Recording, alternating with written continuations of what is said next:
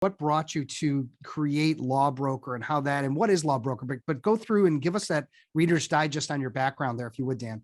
I've been in the professional services business for quite some time. So my background and career started in professional services accounting. That's always what I thought would be a great, call it quote unquote MBA or learning journey to be able to become an entrepreneur.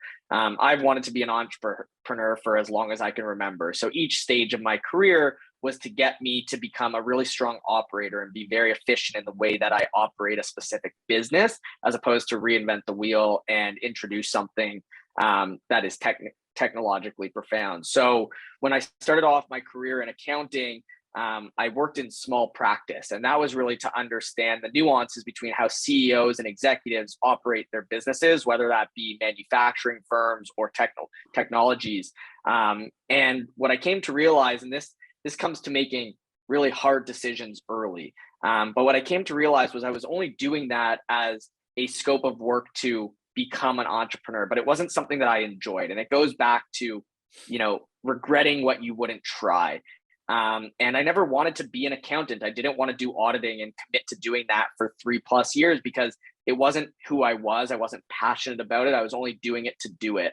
And I took a risk, and I quit a Big Four accounting firm before I started to be able to get me to where I am today. And I always determined that if I did become an entrepreneur, it's great that I have that accounting background, but I will hire a CPA if I need to at the end of the day. So I ended up quitting.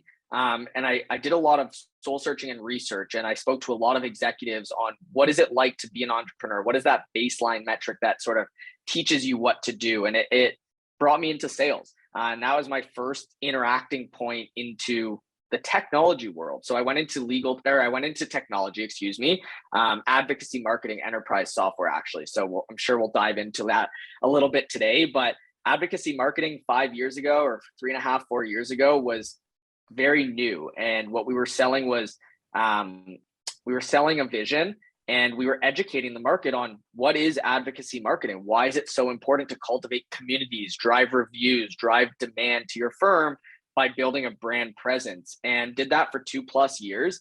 And that was sort of to get my baseline of how to sell myself, how to sell my business, and how to learn and speak to different types of people and work throughout an organization. Because the best thing you can do when you become an entrepreneur is understand how to interact with different types of people and jump on podcasts like this and network accordingly. And that took me to the next phase of my career, which was I got the opportunity to run partnerships at the largest legal tech company in North America, and that being Clio, which I'm sure a lot of your listeners are familiar with. I know you are. And I got the opportunity that not many people do, but I got the opportunity to really learn and educate a whole new industry and understand what technology and legal is really like, and how people adopt different technologies within their law firms. But I got to work with such a magnitude of different types of individuals, even within Clio. So I actually understood operationally how to work with different people within a large corporations, whether that be sales, marketing, operations, and executives at the firm.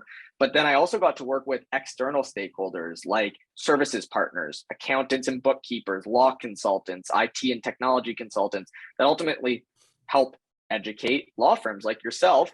And that parlayed into how do we leverage different types of technology in Clio's app store and adopt those into different practices and different practice areas to make law firms more efficient. And what really cultivated me building Lawbrokr was my experience with the app ecosystem at Clio, which was understanding the nuances of different technologies and how firms adopted it and where there was missing pieces. So I got to work with large enterprises like Google, Zoom, Microsoft, Intuit. And the biggest project that came out of why I wanted to start Lawbrokr was the project with Google, which was how do we digitize law firms' storefronts, and how do we get people on Google so we can project their brand so that they can ultimately be found.